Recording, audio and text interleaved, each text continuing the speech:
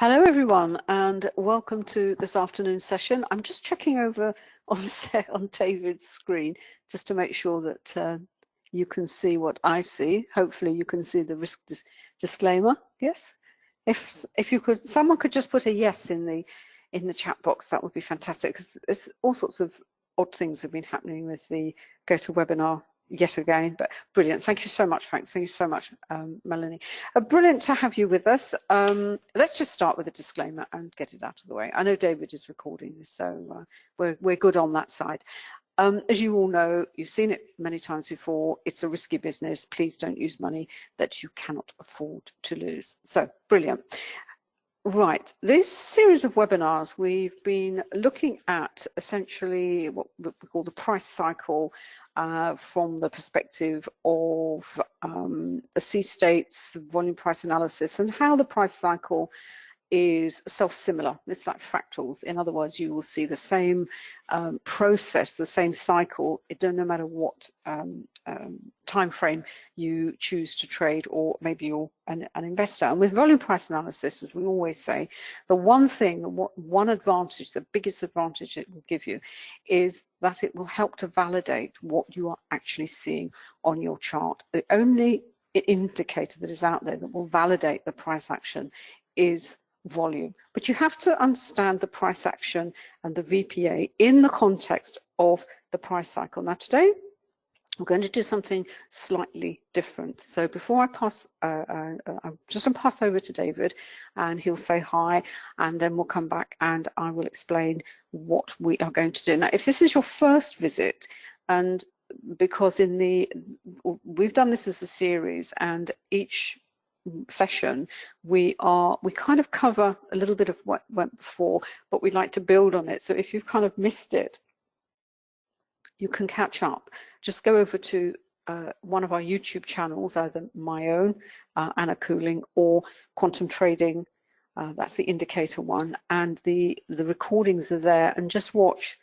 Don't have to watch all the webinar if you don't want to, but at least the beginning, because it explains the price cycle, what we mean by C states, and also there are some really brilliant examples of volume price analysis, in the Forex market, but there are also other charts there as well. But I'm just going to pass over to David, and then we're going to start, and I'll explain what we're going to do today. Thanks, darling, and a very warm welcome to you all, wherever you are in the world. It's early afternoon here, morning in America, and probably overnight elsewhere in the Far East. So if you're joining us, a warm welcome. If this is your first time, we will focus predominantly in this session on US markets, indices, stocks, commodities, rather than Forex, because the London session is very much Forex based, which is where we were this morning, which is why you've got the MT4, MT5 charts up there in front of you right now on a market that we were looking at then. And we'll transfer across onto NinjaTrader in a moment, which is the platform I'm running. We are actually working on developing the next platform in the portfolio, which is probably going to be TradeStation. If you have any questions, please just drop them in the chat box. Happy to answer them there, or if they're longer questions, we are more than happy to answer them on air for you. And I have to say, the MT5 platform is a great multi-asset platform. So yes, of course, it embraces spot Forex, but it's also great if you want to get into an entry route into indices and commodities and stocks, because the cost of entry going the MT5 route is so much lower. If you're coming into these markets in cash markets or true futures markets, it is a lot of money to get involved with them. But if you're dipping a toe in the water, you want to learn how to trade indices, or you want to trade commodities, or you want to trade stocks, you can do it through the MT5 platform now, which is great. Just going to pass back to Aaron and then we'll get going. To catch up on what we looked at this morning, which was the dollar Swiss. Obviously, as you know, the dollar has been selling off quite heavily recently, and it looked as though there would be perhaps a potential for at least a bounce or a small reversal, but in fact it was very, very short-lived. In fact, the on our Renko chart, and I have said this before and I'll say it again, we will cover how to use non-time based charts, in particular Renko, which are absolutely brilliant, because you can see here, if you think back to the schematic I pulled up, and you look at what a Renko chart displays, it really does show the price action and the price cycle in all its glory. And this is the bit of the price action that we looked at this morning. This was what we thought possibly would be sorry, I'm looking at the wrong part. Back here, possibly a bounce higher, but it hasn't materialized. So and it looks like the dollar is going to carry on lower for the time being. But like everything, when any market or instrument becomes overextended, be it on an overbought or an oversold basis, then it is going to reverse. But it's understanding the price cycle and seeing where those areas of accumulation and distribution are on the chart, and the probability that the price is going to go higher or lower.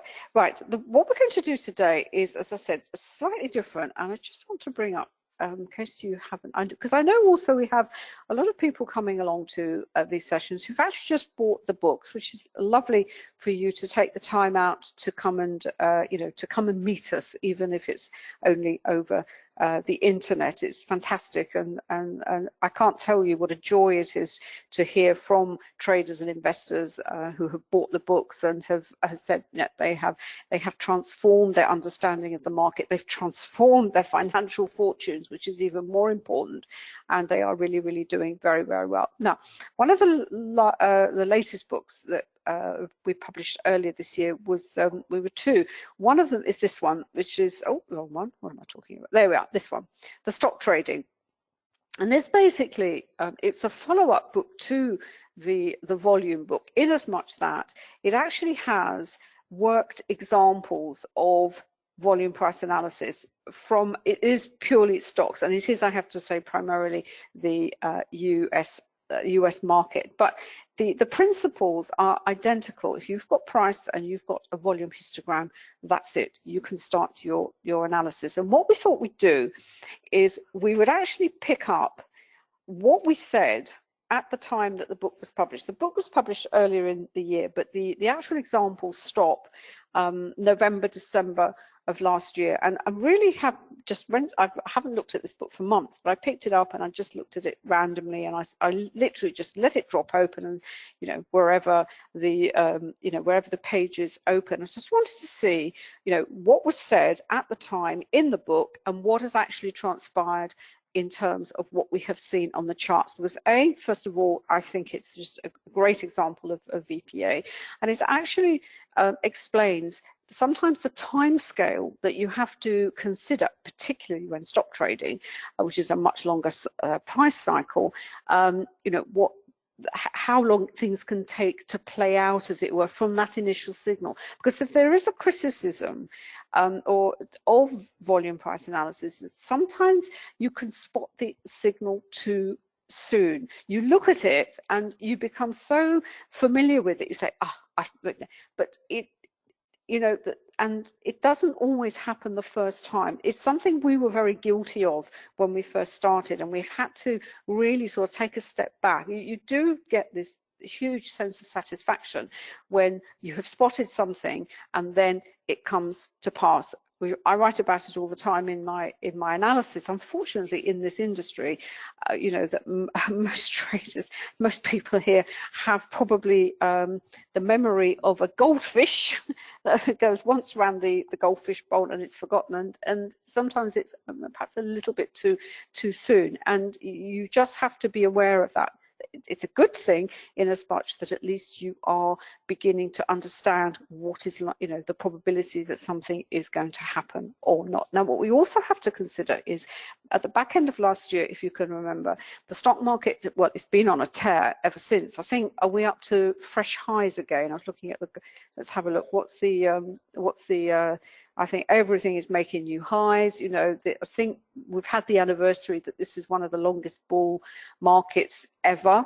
And this bull is it now beginning to look tired? They've been saying that for the last 5 years, and it still keeps going up. And that was the situation was at the back end of last year. But if you remember, at the beginning of the year, January, February time, there was a terrible, there was a bit of a bit of a crack appeared, and everyone said, "Yeah, that's it. Is this?" It looked like a distribution. There was a lot of volatility, a lot of whipsaw action, a lot of shaking out of the market, and then it carried on higher. So the book was written back end of all the analysis was done back end of last year. It was launched at the beginning of the year, and then then we had this sort of fright, if you like, in the market, and since then it's gone up. Now, the stocks that we're going to have a look at and David's going to talk through is they're very, very interesting, and I'm just going to read out what we actually said, and then we're going to talk about it, because some of them, they have done what they have done, but some have defied that general market scare, if you like, and others have actually they looked very bearish before Christmas. The shakeout was an opportunity to push them lower, and in fact they've gone even lower still. And in fact, the one I want to start with, darling, have you got GE? Was the first one. I'm just going to read those out and I'll pass over to you because you've got the charts. Do you mind? So basically we're going to look at GE.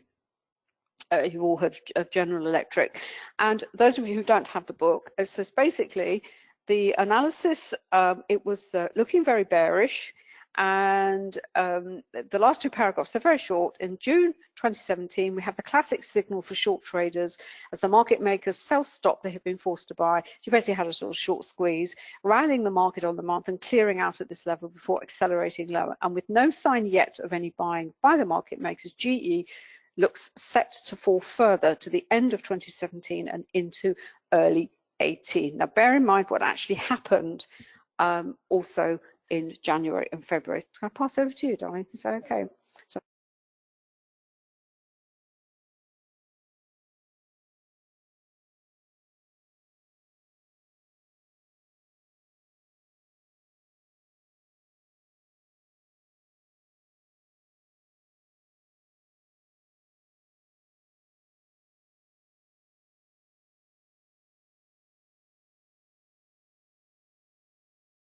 I keep logging on to GoToWebinar as Anna for some peculiar reason. Apologies. So when we're switching screens, I'm switching from Anna to Anna, which is a bit confusing. Apologies, hence the slight pause there. Just going to move the chat box out of the way.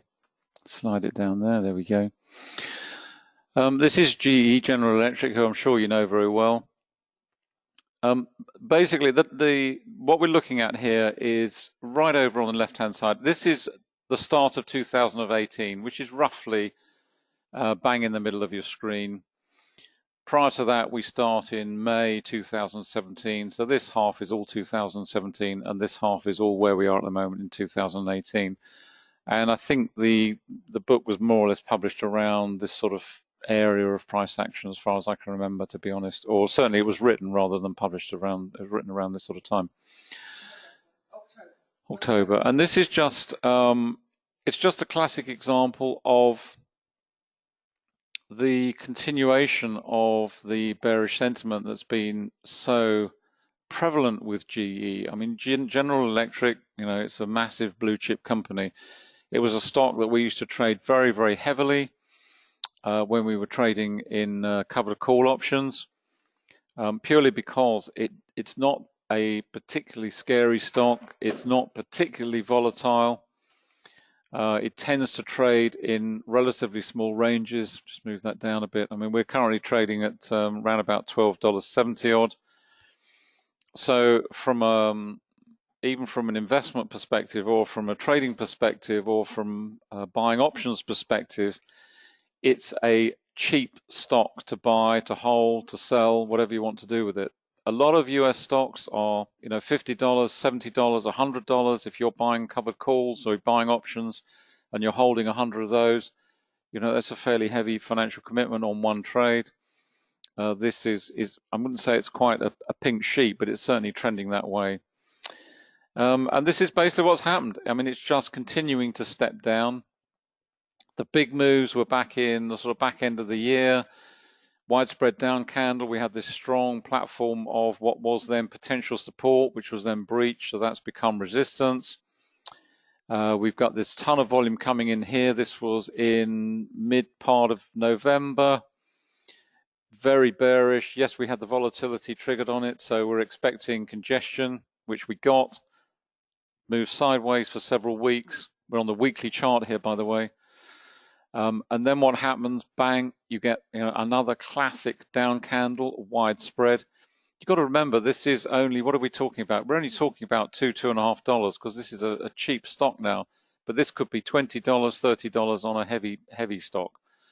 But again, the same principles apply. We've got very high volume here, nice widespread candle, minor wicks to top and bottom.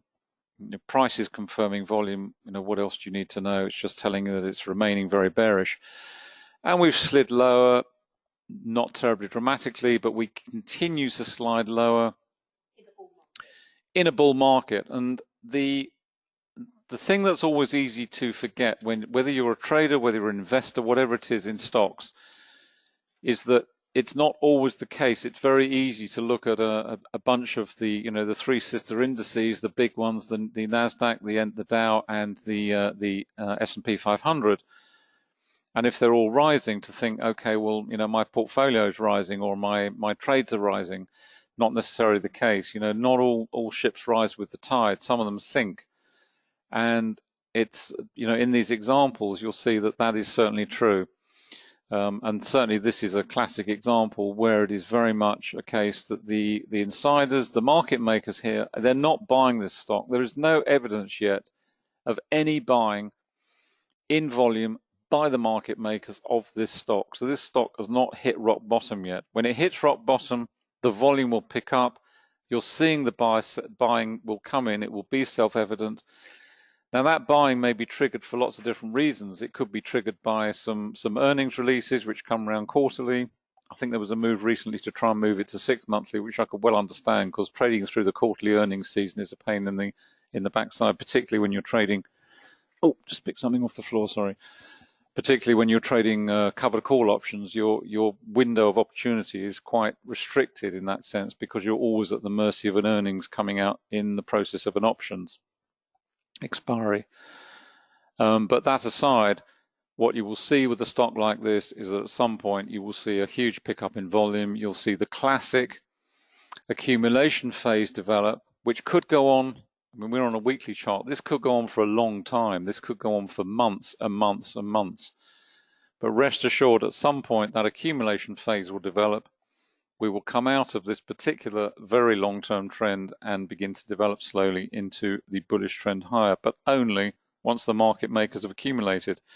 And for a big stock like this, where you've got a lot of floating supply, it's a problem to corner sufficient of the volume available and to buy the market before, even for the market makers, the insiders. It's a big operation, and that's why it takes time.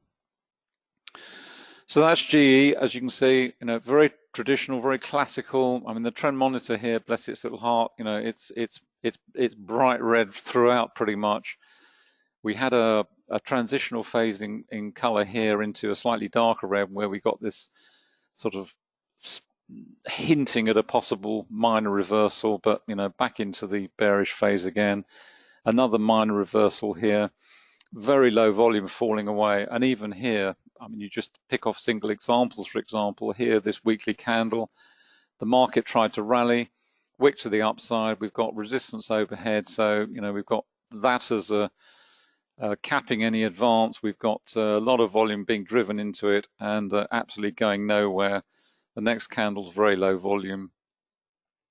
Another attempt to rally, very weak rally this time, and then back down into selling again, and on we go. And that's very much the pattern for GE. So, what's the longer term outlook for GE? Well, how low can it go? Which is the next question, which is kind of an interesting one. And the answer is, well, it can go to zero, potentially. And that's always the case. And never forget that, as dear old Jesse Livermore said, a stock is never too low to sell or too high to buy. So I don't think that, it's $12.77, it's GE, it's a blue chip stock, it's cheap. Nothing's cheap. It's what the market is prepared to pay, but more importantly, it's buying when the market makers are buying, and at the moment they're not buying. So it's not one that certainly I would consider at the moment. Certainly from a longer term investment perspective, at any rate. Just going to switch off for a moment. We'll go on to the next one. Okay, fantastic.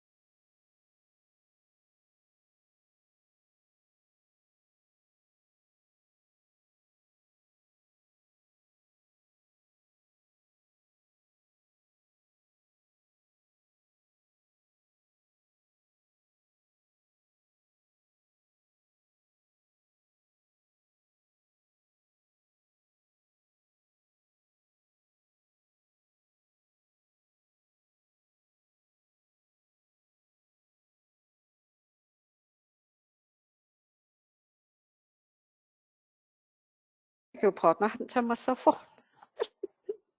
Sorry, I said the GE is a great example. Had you invested in at 31, now your investment is less than half, and it's a great example of where the you have to look at the chart. First of all, not in isolation, saying, well, what is actually happening on this chart? And by all means, then we look at sectors, and then we look at this against the backdrop of a raging bull market. Well, perhaps it's getting a little bit tired now after 10 years, as it were, but it doesn't show any immediate sign of wanting to slow down. So you have this disconnect, and you think, well, hold on, everywhere I read, markets are making new highs and my stock is making new lows.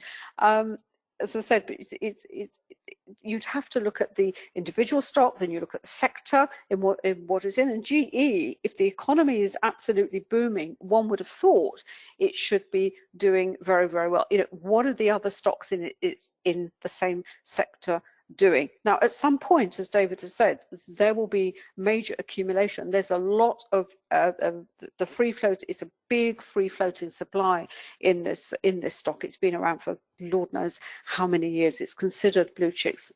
So at some point, it will be a buy, and it will probably be a buy when people least expect it to, as always. Right, the next one I want to have a look at, if you could pull up, is one called Trip, which I think is TripAdvisor, isn't it? And this was an example of basically how, this is what we said. It said substantial volume, this was last, and clearly signaling, this was back in October, November, at the time it was signaling the market makers are stepping in to buy here, with further evidence appearing in the following months. So for late 2017 and into 2018, expect to see Trip rally into a primary bullish trend. And what it's also an example of, I think it didn't suffer in the shakeout at all, and it's the opposite example. So basically you have stock where what is going on in background is not reflected what you see on the chart. That was it, Armageddon. If you remember back to January, February, oh my goodness, that's it, it's all coming to an end now, everything is everything is falling apart, and yet Trip carried on higher. But I'll pass over to David because he's actually got the chart in front of him. Thanks, darling. And as you can see there, once again, this is the center of the chart here. It's the start of 2018. So pre that is 2017 from sort of May onwards, and 2018 on the right hand side of the chart. And what you've also got to remember when you're looking at volume price analysis is you have to remember that everything is relative. So to the left of this, imagine, for if you will, for a moment, that this volume wasn't there, then all these volume bars over here would be that much higher. This volume in the center here, or pretty much in the center, obviously compresses everything else because volume is always relative. So you've always got to read it in the context of what is the highest volume bar on my chart, and what is that telling me, when has it happened, etc., etc., and everything else will be a little bit compressed. We'll go over to the YM, see what's going on there in a minute, but let's just concentrate on this for a moment. several things to note here, not least of all the volatility. This was the volatility around the markets collapsing, and isn't it strange that TripAdvisor is going the opposite direction when all the other markets are falling, this one's rising. Nevertheless, it's got volatility, as indeed here. You've got volatility, and your expectation when the volatility indicator is triggered is that is price action stepping outside the average true range. When price action steps outside the average true range, it's generally indicative of market participation by the insiders and market makers, and therefore probably an opportunity either for a reversal or at the very least some congestion to follow. Certainly did here for several weeks through into February. Then we had the volatility again here as the market starts to rally under decent volume, back into a congestion phase on this candle. Then we get a very strong move, and this is an example of a very popular tactic, which is breakout trading, breakaway trading, call it what you will. When you get these very strong levels of support and resistance building, then once the market penetrates that, provided it's associated with strong volume, this one was certainly obviously volatility because we've moved well outside the average true range on the week. So it's a very, very strong move. Imagine this on a daily chart. Imagine it as an intraday trader, for example. Very strong move, big move. We're talking what, $38 up to almost 50. So we're talking $12 as opposed to G, which was, pence and cents. Decent volume under that candle. Perhaps maybe you would expect it to be a little bit higher than that. Certainly when you track over to the left and you look at the volume under here and you think, well, okay, this is a down candle, this is an up candle. We're not comparing like with like in that sense. But in the sense of price action, we're looking at the volume on a comparative nature, and we've got a ton more here than we have here. So yeah, that might set the alarm bells ringing. You think, well, okay, it's a strong move, but maybe it's not as strong as it should, or it's too strong rather. The price action is a little bit too strong for the volume. Nevertheless, moves into a congestion phase, on up to the next leg. That's probably more realistic in terms of the volume we're expecting, and on up to our resistance level, which built up at the $60, and we're now trading down at 53 odd. Another example of volatility, big volatility candle here. And now we're trading in that range. We're probably going to stay there for some time, given the extent of that volatility in that candle. Now, I don't know what triggered that. Could have been earnings, could have been something else. Earnings come and go, as I say, quarterly. They're a fact of life if you're investing or trading in stocks, and you have to live with it. It's just something that comes around all the time, and you are at the mercy of analysts who will come out with the reports, and if the reports are better than expected or worse than expected, then the stock reacts accordingly. It's just a fact of life. Trend monitor again, it's transition. We've gone from bullish into darker colors here on the transitional phases. Then we're out into the bullish. A little bit of a flick back into the darker colors, but it hasn't gone back into red, back into bullish. We've now gone back into dark blue, which is no great surprise because we're now into congestion phase again. And the trend line also is diving back down to the fulcrum. So we'll see how that develops longer term. Just pass back to Anna.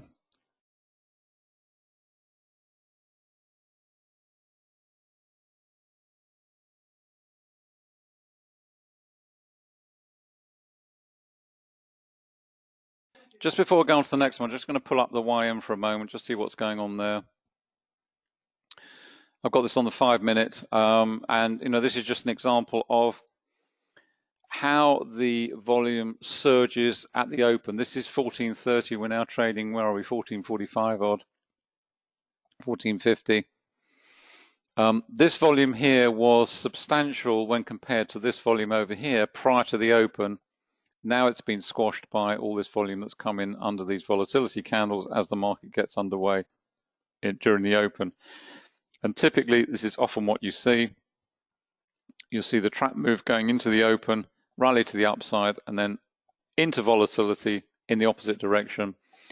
And now we're starting to see probably an extensive area of congestion building, a lot of volatility. It invariably happens at the open of the market. You've got to wait for the 5, 10, 15, 20 minutes to go through, markets to settle, volumes to settle, see if some sort of pattern develops. If not, you just have to be patient as an intraday trader of indices. Let me just pass back to Anna.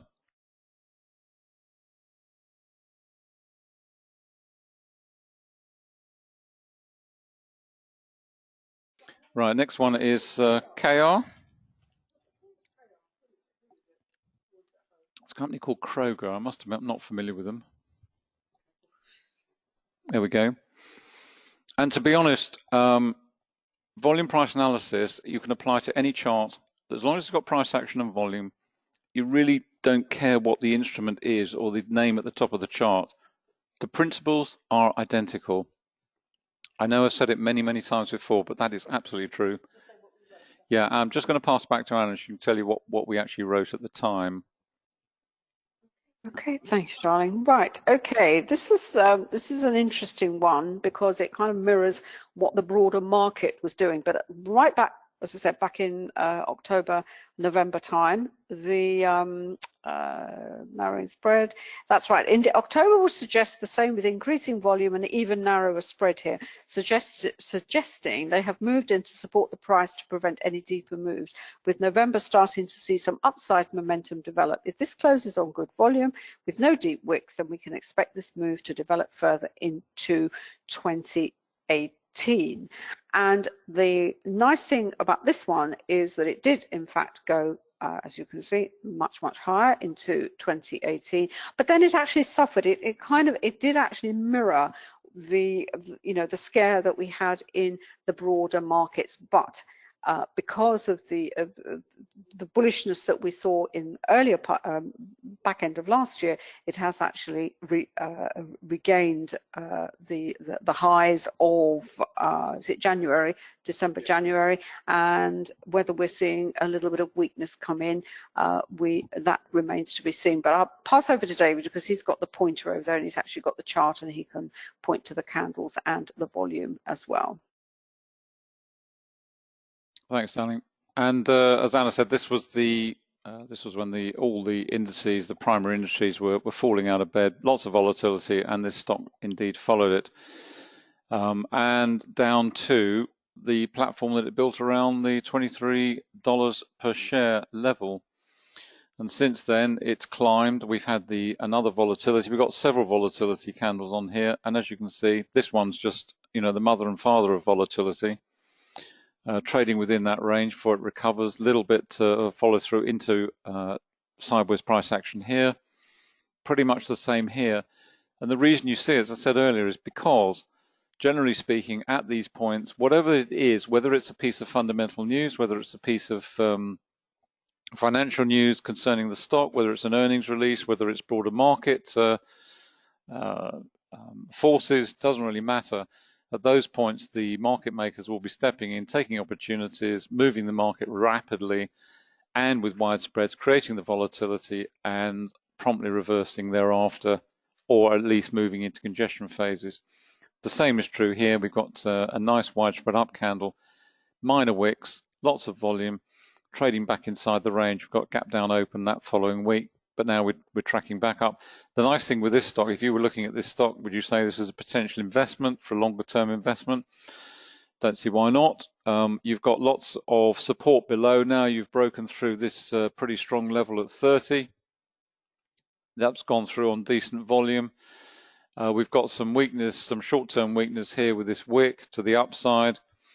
Certainly some decent volume under that. So maybe we expect this stock to pull back a little bit after this strong rally up here. But you've got some very strong platforms in place. Certainly this one immediately below, which was acting as resistance over here, acting as resistance here, and has finally been breached here.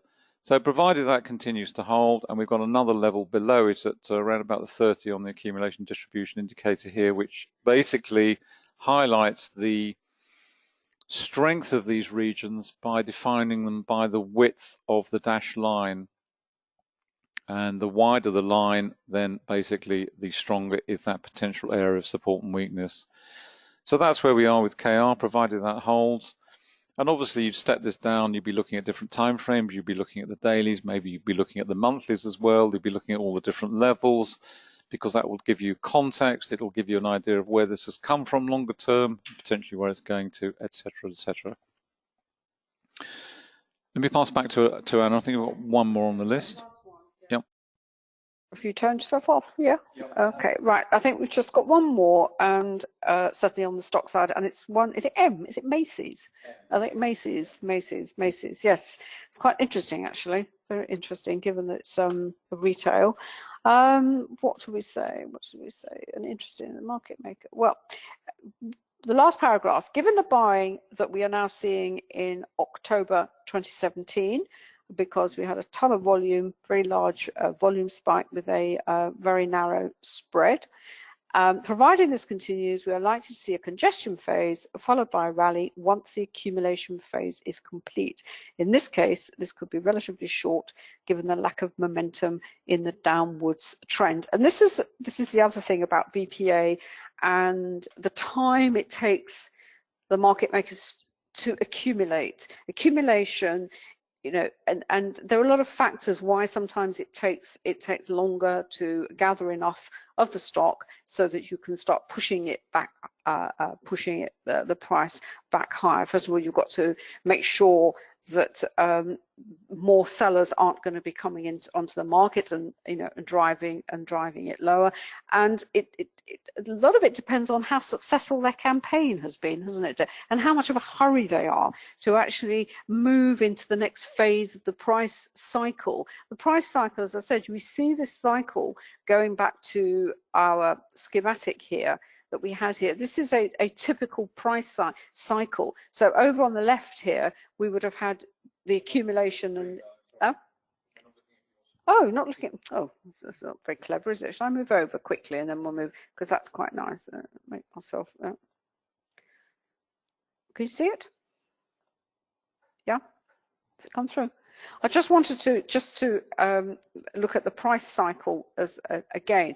This here, which we see is the accumulation and buying climax. Now, if we shift that over to the left here, this is what happens before we start the trend higher. And these pullbacks and these corrections here, these are, if you like, reaccumulations. These are perhaps somebody who bought down here, seen the price go to this point and say, do you know what, I'm happy with my profit, I'll take it, and thank you very much, take my money off the table and I'll go off somewhere else. Or, as often happens after an accumulation and phase, because it's accompanied by a lot of volatility, if you're still holding, the first sign that you've got a half decent trend, the temptation is to say, do you know what, I don't think I can live through that, and that volatility. I'll take my money and take my money and run, which is fine. We're all very different in how we approach our trading and investing.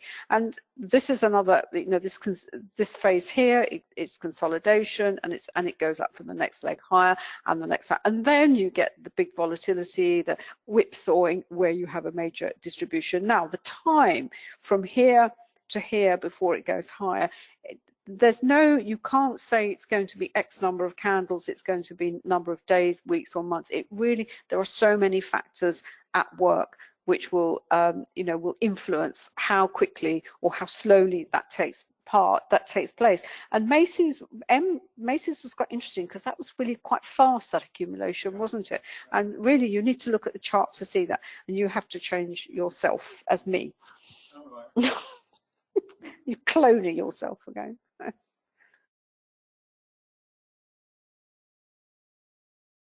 Change back to me. There we go. It should be coming there. That's right. Okay, this is Macy's. Just move that out of the way. And as Anna said, Macy's is interesting, and it's interesting for lots of different perspectives. Not least because it didn't suffer, as Anna said, from the volatility. Although it's here, but it's not a huge move. I mean, we're talking about 28 down to, or not even 28 indeed, sort of $27.50 down to 24, 23.50, something like that. So relatively muted compared with what was going on in the market. The buying comes in around this area here, and we're on a weekly chart. So if you imagine this on the daily chart, what you would be seeing here, you've probably got a couple of down days in here with some very strong buying, good volume, and that's reflected on the weekly chart with the market closing up on the week and a ton of volume under it, and that would be giving a strong signal that the market was preparing to rally with the insiders, market makers moving in. You can see the trend monitor here is very neat, very tidy. It's transitioned through, completely from the bearish trend that was in place up till that point, and now we've been maintaining a bullish trend thereafter. In terms of the moves higher, what's nice about this is it's very stepped in the way particularly the up candles are forming. You know, you've got these nice wide up candles, very small wicks, very good volume supporting. That's very encouraging. It's very positive. The market makers are participating. They're buying. They're supporting the move. They're taking this one higher. You've got the same sort of thing here. Through the congestion phase, typified very much by the pivot high, pivot low, another pivot low here. We always use the pivots to help define the congestion phases as they're building in real time.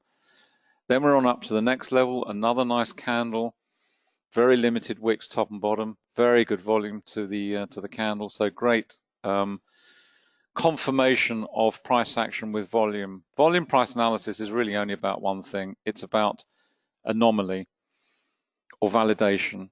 Does the price and volume agree, or does it disagree? If it disagrees, what's it telling you? If it's in agreement, what's it telling you? Confirming. And on up we go to the next leg. Again, nice confirming volume, nice confirming price action. Now what's interesting about the last leg up, and this is where you start to look at price action against what's gone previously, but very much in terms of trying to benchmark what you're seeing against what's gone on before, provided you're looking at comparative sessions, which is always an issue in Forex when you're doing it on an intraday basis. And you've always got to remember the seasonality nature of markets as well, because typically through July and August, you'll see a declination in volume, and then we'll start to see it pick up, generally speaking, after Labor Day and through to the back end of the year. But what's interesting about this candle, if you were looking at this candle in real time, had the week closed there, what you would be considering is really the volume there. We are in June, so you'd have to have that as a caveat, but nevertheless, why is it that the volume on this particular candle, which price spread wise is very similar to what's gone on certainly here, where you've got not quite double the volume, but certainly 1.5 times it. And you could look over here and say, well, if this volume is required to drive the market that far, why has the market closed this far up, and yet it's done so on relatively low volume when compared with these other volume bars here? Not so much that one, but certainly these two. And I'm not saying the alarm bells would be ringing, but it would certainly be a cautionary tone to the price action, and it wouldn't be any great surprise the following week if you saw this sort of price action followed by this. You are expecting something, because that move, that substantial move, is not supported by the associated volume. It doesn't look right compared to what's gone on before. So when this congestion phase starts to build and you start to see a reversal off the highs of the previous week, it doesn't come as any great surprise. Also, when you're in this, as this congestion phase developed, the volume is starting to decline away. Now that's, as I say, you've got to add the overrider that we are in the midst of summer, and therefore you expect volumes to fall away. It's part and parcel. And once again, we've got this big volatility candle. So, you know, what is like to happen here is further congestion now around this region between 36 and 42. And that will no doubt start to build volumes. I haven't put all the indicators on here. I haven't got the volume point of control, for example. The volume point of control will give you the volume profiles up and down the various price levels. I've taken it off deliberately so that we can just look at price levels and just very simple volume price analysis. But that would also give you further information about what's further up the chart in terms of congestion from a volume perspective, high volume nodes, low volume nodes, and also where the volume point of control itself sits at present for this particular stock. Just going to pass back to, let's just go and have a look and see what's going on the YM for the time being. There we are. We're on a 5-minute here. This is the YM. This is a September contract. This is the futures contract for the Dow. And we're trading, as you can see, within the range of these volatility candles, which are very typical. And as an intraday trader, if you're looking to trade an index, then you've just got to be patient and wait for a move to one direction or the other. and just wait and be patient for that move to be signaled. If it's not signaled, you just have to sit here and be patient. Just go quickly over. We'll spend more time on the non-time based charts. This is on the Renko. This is still the YM September contract. I've got this on a 4-brick Renko. This is the new Renko that we developed for NinjaTrader, which actually delivers the optimal setting against a time-based chart. And I've got this set to 1 minute. If I just flick on that, down at the bottom here, it actually calculates, and we've now increased that because I set this before the market opened. And you can see down here it says click to open. We've now got an 8-brick Renko as the optimal setting because we're now trading in the markets where we've got both Globex and the cash markets trading. And therefore the brick size, the optimal brick size is broader given that we've got wider price action now that both markets are trading live. So that's on the Renko. And I've also got the tick charts over here. That's our tick speedometer, and I've got the tick chart here, again for the YM. That probably needs to be increased as well. That's running at 377 tick. Just increase that. But the actual price action will be pretty much the same. Whether it's a tick chart, time-based chart, Renko chart, whatever it may be, if the market's moving sideways, it'll be moving sideways on all those time frames. You know, it's not going anywhere right now. There we go. Okay, and that's back to our weekly chart for Macy's. I'm just going to pass back to Anna at that point.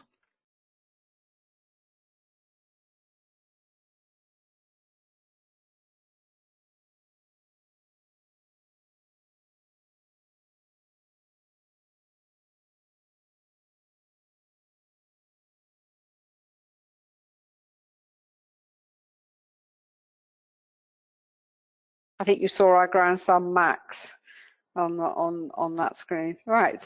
Okay, we're just going to go back. I just want to have a look at gold, not because for any particular reason other than if you've come along to previous sessions or you've watched some of the other webinars when we were talking about levels and psychological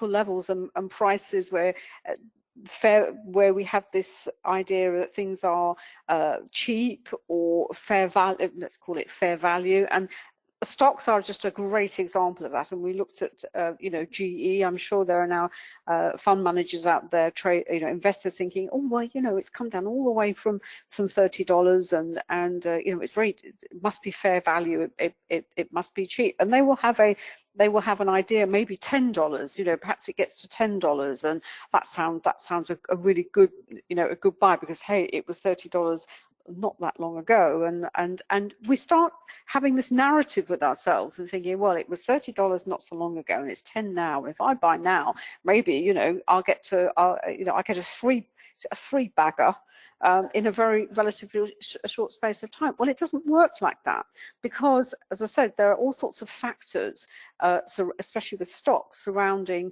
the move out of accumulation.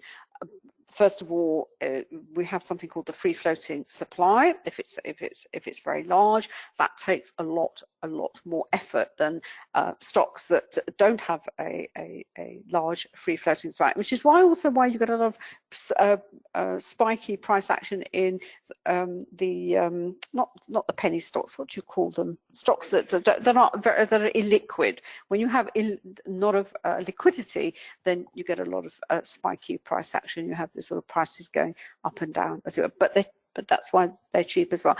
And gold is one of these where the 1200 is like an iconic level. Now it went below 1200, and then we had the buyers stepping in, and I said, look, there's going to be buyers around 1200, and if it goes lower, and in fact they all kind of stepped in there, and now it's trading at 1211, and it's certainly been helped the last few days by the fall in the US dollar. But gold, as I said, just wanted to show you what this chart looks at, and whether in fact on the daily chart we're looking at the monthly, actually probably a bit better.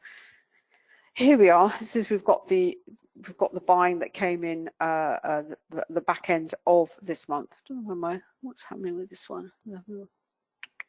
I think I've lost my volume on this one. Let's have a look.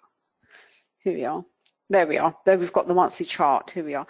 but you've got that tail at the bottom there, and it, you know, but so far the volume, it doesn't look very encouraging. So let's hope that's not, you know, that's not one of these sort of fake moves again in gold. We'll just see what happens there. But it's just an example of what I meant by these iconic levels and this perception that something is fair value or it's cheap, it's good value. So therefore it must be a buy.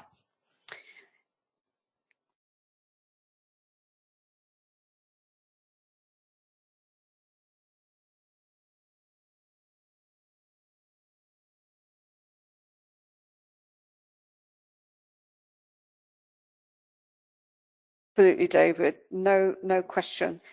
Indeed, that's one of the reasons. I said lots of reasons, but certainly that is one of them. Right, I think we're not going to, we've done stocks today. Next time, what we want to do, we want to look at non-time-based charts. And David mentioned the volume point of control, which is where we have time, volume, and price. And we've deliberately not included it today because we want to really devote a whole session to that. It's the VPOC indicator that we've developed both for MT4 and NinjaTrader. It has elements of market profiling. So I just want to cover a little bit about market profile, the volume strips that you see on the VPOC. The volume strips, I think old Steedlemeyer uses that expression, doesn't he? Yes, that's where the expression comes from. And that also brings in this element of time, how long a market is going to stay in a certain price range, and that could be an accumulation phase, it could be a distribution phase, or it could simply be a congestion phase, because there's no firm, there's no clear driver to move the price one way or another. So meantime, if you've not come along before, very quickly, the indicators that you see featured on the charts that we show, they are all from quantumtrading.com. They are indicators that we have developed, and they are available to buy either individually. We've got little bundles there, and if you don't see a bundle that you like, we will create a bundle, a discounted bundle for you. And there is a complete package, and we do, with the complete package, it's a lifetime license, all free upgrades, and there's a 7-day money back guarantee. But there is one unique to our package, and that is you get all new indicators added free to your package. I think we have users who started with us back 4 or 5 years ago, and we had about 8 indicators. We've now got twice as many, and each one of those indicators has been added to their package, but they've only ever paid us the same amount of money. The support is 24/7, 365 days of the year, and you can transfer from one platform to the other free of charge. The only difference is to go from MT4 and MT5, that's fine because it's the same price, 894. But if you do want to go over to NinjaTrader, it is slightly more expensive because there are different indicators, and there are slightly more indicators. There are more indicators in that package than for the MetaQuotes. This is where we are. This is our education site. This is the Forex program. We will be working on a stock program later this year. This is where we're broadcasting at the moment. And the education, which is the Forex, it is aimed at Forex trading, but there are, we do have traders who have bought it simply because they want to know more about the related markets that are mentioned in there, the fundamentals which are common to all markets. There's the psychology of trading, and there's also the mechanics of trading as well, which are, you can, the rules and to do with Forex are common to whatever you trade. The price is 1391 for MT4, MT5, or 1694 for NinjaTrader 7 and 8, and that includes the indicators. So in that price, it's not that price plus the indicators, that includes the indicators. And the actual program itself is about 50 hours of video and video podcasts. It's self-directed. There's PDF downloads, and we do add to them as well. And we have a group of traders that we've put into something called Trader Chatter, and traders go in there, ask questions and talk to each other and just, you know, discuss what they're thinking of trading, and did trades work out and did they not trade. And David and I go in, and that's where we do our support for our traders. So that's all I've got to say. I just want to thank you all for coming along today. It's been lovely to have you. I hope you've enjoyed it. I hope you've learned a little bit more on volume price analysis. It's as I said, it is an extraordinary. You've answered that. Oh, finished that.